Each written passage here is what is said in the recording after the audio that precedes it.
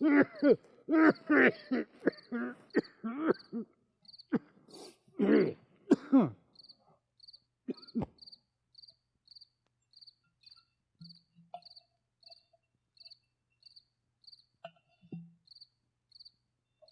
तुम्हारी माँ तो मर गई मजे से, मैं क्यों जिंदा हूं इस बुढ़ापे में, जबकि मेरे हाथ पांव में इतनी जान नहीं कि जवान औलाद की खिदमत करूं। तो घूंट पानी नहीं है पीने के लिए।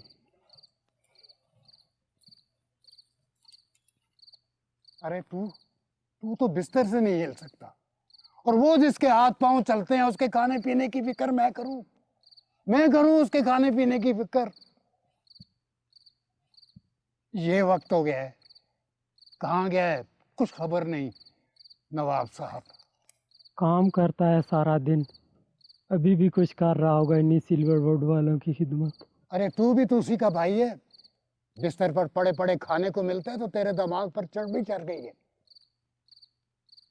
अरे कौन हम लोगों को घर में घुसने देता है, ये तो वो मामा जी इतने नरम दिल की औरत है कि बालू घर के अंदर के काम भी करता है।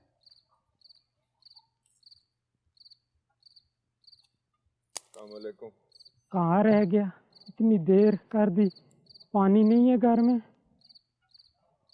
सारा दिन नवारा गर्दी करते करते खाने के वक्त घर पे आ जाता है। मामा जी की कुर्सी ठीक कर रहा था। तो कौन सा एहसान कर रहा था, उनकी खिदमत और नौकरी से तो चूल्हा जलता है हमारा। तो और क्या करता हूं, सारा दिन सिल्वर वुड वालों की खिदमत करता हूं।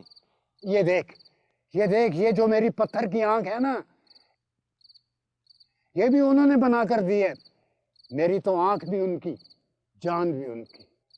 तुझे एक आंख से सिल्वर वुड वालों के अलावा कुछ नजर भी तो नहीं आता?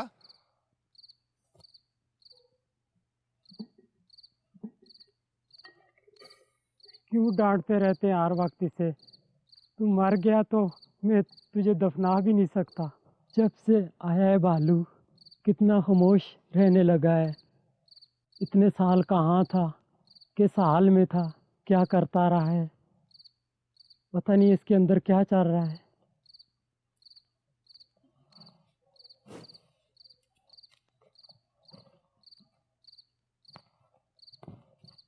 अरे बगावत है उसके अंदर, बगावत।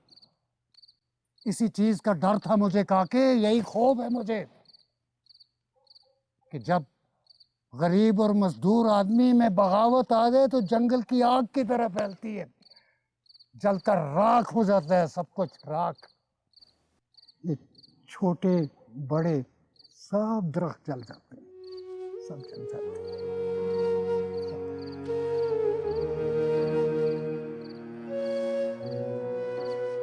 ठीक कहा था कामों ने, गरीब और मजबूर आदमी में बगावत आ जाए तो वो जंगल की आग की तरह सब कुछ जलाकर खाक कर देती है, सब कुछ खत्म हो जाता है।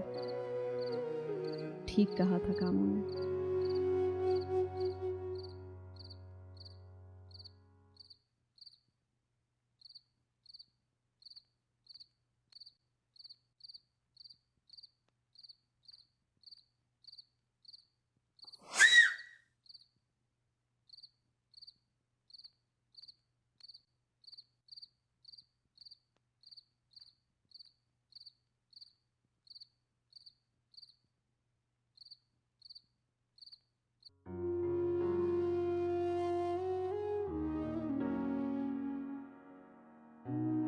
क्या बीबी को किसी के होने का एहसास था? एक ऐसा एहसास जो उनके तन्हा लम्हों में घने दरख्तों और गहरी रात के उस तरफ चुपके चुपके बीबी को देखा करता था। ये आजाद अक्सर तमाम वर्कर्स को अपने कमरे में बुलाता है after working hours, playing comrade.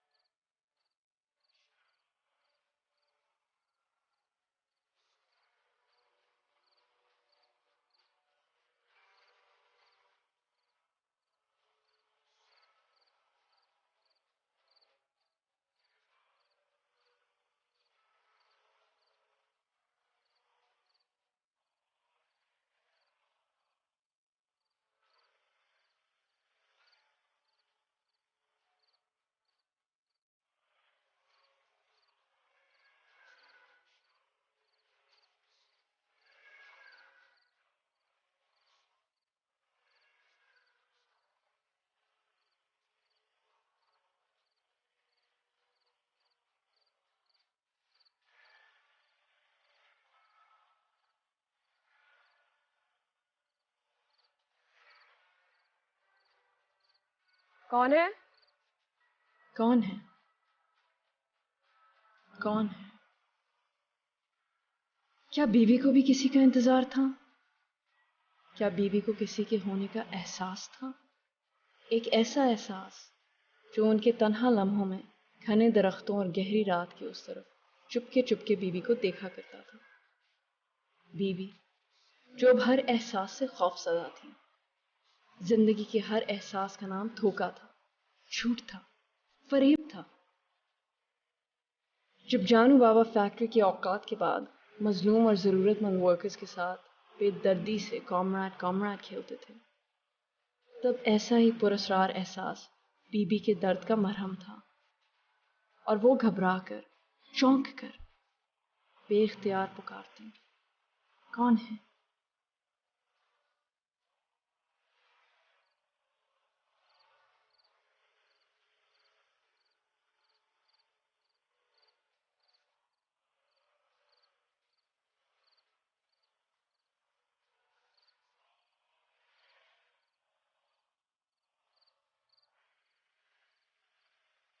तुम यहाँ क्या कर रहे हो? फैक्ट्री तक गया था। ये आजाद अक्सर तमाम वर्कर्स को अपने कमरे में बुलाता है after working hours, playing comrade. हाँ, मामा कह रही थी कि कामू बता रहा था आज़ाद अपनी वर्कर्स यूनियन बनाने चल पड़ा। बहुत एम्बिशियस है वो, नेशनल असेंबली के ख्वाब देख रहा है वो अब। मेरे वर्कर्स बहुत लॉयल हैं। अच्छा, even though they get paid so little. Workers union की फिक्स मिनिमम वेजेस से भी कम जानू बाबा अपने वर्कर्स को तनख्वाह देता है, फिर भी इतने लॉयल वर्कर्स। वाह। मेरे फैक्ट्री के वर्कर्स क्या आजाद से मिल जाएंगे? Impossible, please. आजकल जो फैक्ट्री के हालात हैं और जो कर्ज ऑलरेडी उस पर चढ़ चुका है, वर्कर्स की लॉयल्टी मुझे कुछ खास महफूज नहीं लग रही जानू। अब तुम्हारा इस वक्त बाहर निकलना भी कुछ खास महफूज नहीं है।